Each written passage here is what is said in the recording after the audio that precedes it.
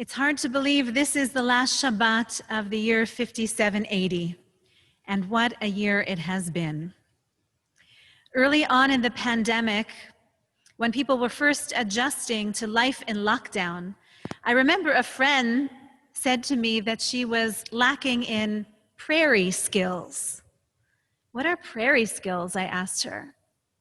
You know, like how to cut your husband's hair, how to sew masks, how to bake bread. I don't have prairie skills. It got me thinking about what other prairie skills we are lacking, like how to sit still, like how to be quiet, like how to contemplate the rain or a sunrise, how to marvel at the wonders of the world, like how to read books, like how to be patient with one another and patient with ourselves, like how to have real family time, not the running around kind of family time we used to have, not the special kind of family time like we used to have, but just the ordinary kind of family time, like going for walks, playing music together, or just talking on the phone kind of family time. We've gotten better at these things, I think. We've accumulated some prairie skills. I've never seen so many pictures of sunsets or cloudscapes on Facebook before. I've never seen so much homemade challah before. I've never seen so many book clubs before. What else has this stillness, this quiet afforded us? What else has it taught us, like people once knew on the prairie? How to pray. That's what. How to cultivate an inner life of the Spirit. And this is why I'm so hopeful about the coming High Holy Days. I believe in some ways we are more ready this year than we've ever been.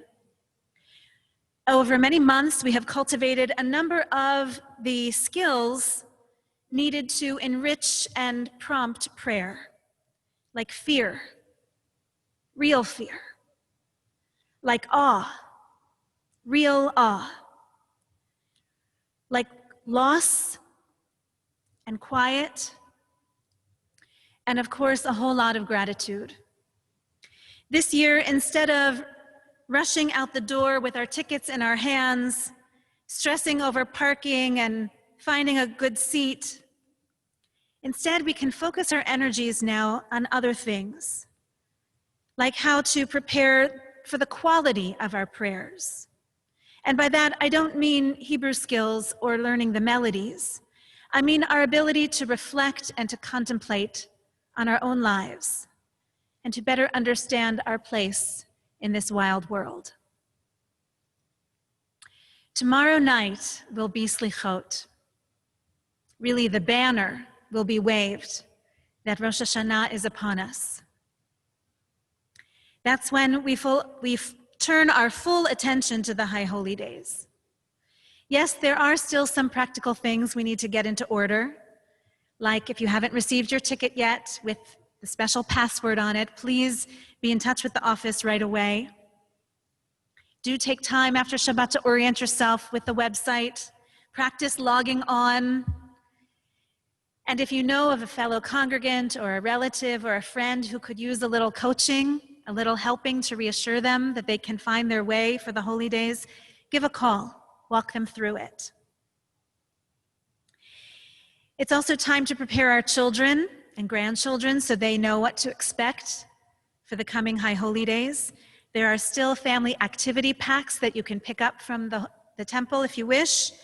If you want a handheld machzor, the old-fashioned kind of hard copy machzor in your hand, you could pick that up as well. Although as you've seen us practice tonight, there will be the liturgy right at the bottom of your screen for you throughout the holidays. And if you know of any guests who would like to join us, that can also be arranged by calling the office. But more than all these practical things, which are very important, not to mention the honey cake and the brisket, more than any of that, let's focus our attention on the quality of our prayers. the inner spirit.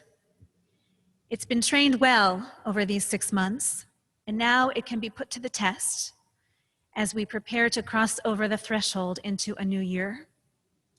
Let me conclude with a beautiful prayer poem written by Rabbi Arthur Green and Rabbi Andre Ungar. The title is one of God's many names, Chacham Harazim, knower of secrets. All our secrets are known to you, O God. We cannot even fool ourselves. Lying is a vain exercise.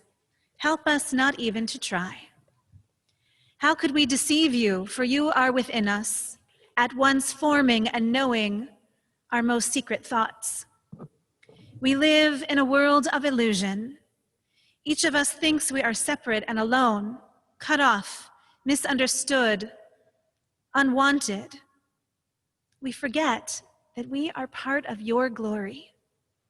Each of us is a ray of your infinite light. As we live our lives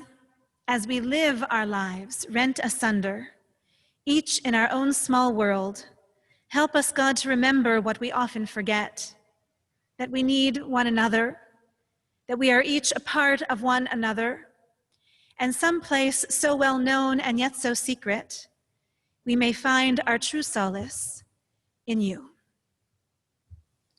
Shabbat Shalom.